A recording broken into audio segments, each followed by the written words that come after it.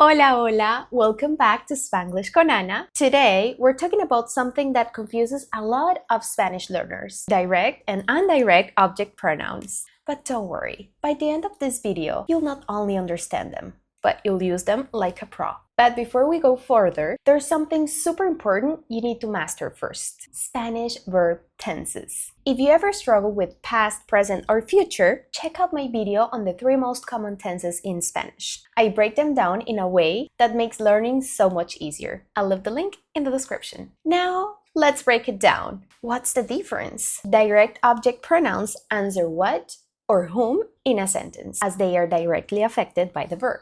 For example, if I say I buy milk and I ask you, what am I buying? The answer is milk. That's the direct object. On the other hand, indirect object pronouns answer to whom or for whom and have an indirect connection to the verb. If I say I buy milk for my mom and I ask you, for whom am I buying it? The answer is my mom.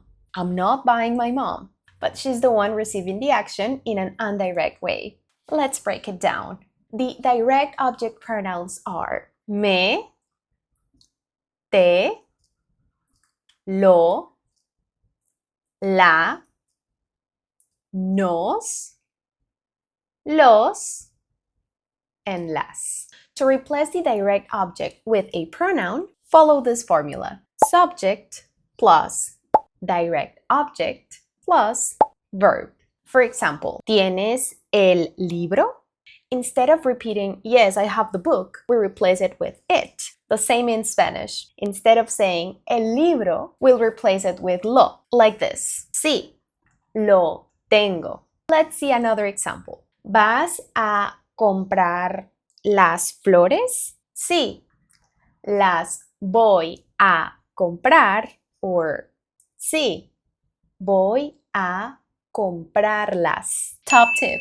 In Spanish, object pronouns go before the conjugated verb or they attach to the infinitive. Now, let's talk about indirect object pronouns. Remember, they answer for whom or to whom, and they are me, te, le, nos, les. For indirect object pronouns, the formula is subject plus indirect object pronoun plus verb plus direct object if present. For example, mi mamá compra dulces para los niños. Los niños are the ones receiving the candy. Since they are the indirect object, we replace them with les. Mi mamá les compra dulces. With indirect object pronouns, is common in Spanish to include both the pronoun le or les and the actual recipient at the end of the sentence for clarity or emphasis. For example, yo le escribo una carta a mi mamá.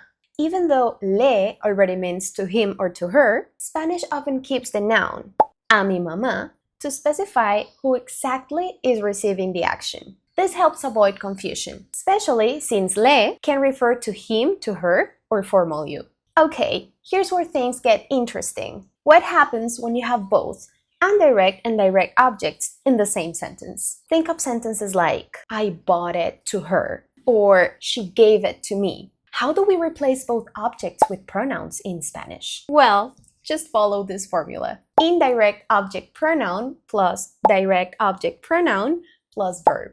Let's see it in action. Voy a dar el libro a María. El libro is the direct object, so it can be lo. And a María is the indirect object, so I'll use le. Now, if we replace both, we have something like se lo voy a dar.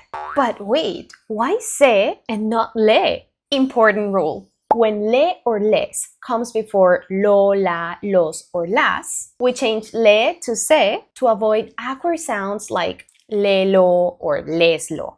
Let's see another example. Yo escribo correos a mis estudiantes. Correos are the direct object, so los, and mis estudiantes would be the indirect object. So, les. Yo se los escribo. Want to sound more natural? Here are phrases native speakers use all the time. Me lo llevo when buying something. Me lo prestas? Super useful for borrowing things. Te lo dije. That one is a classic.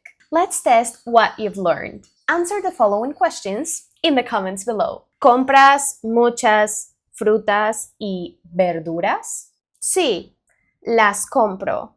No, no las compro. ¿Dónde compras la ropa? La compro en el mall. La compro en línea. ¿Enviaste un regalo a tus padres? Sí, se lo envié. No, no se lo envié. ¿Hiciste la tarea? Sí, la hice. No, no la hice. ¿Escribiste una carta para Ana? Sí, se la escribí. No, no se la escribí. Comment your answers below and I'll check them. You made it to the end. Now you understand direct and indirect object pronouns and how to use them together. If this helped, give this video a thumbs up and subscribe for more Spanish lessons with me. And if you have any questions or struggles, let me know in the comments. See you in the next video. Ciao, ciao!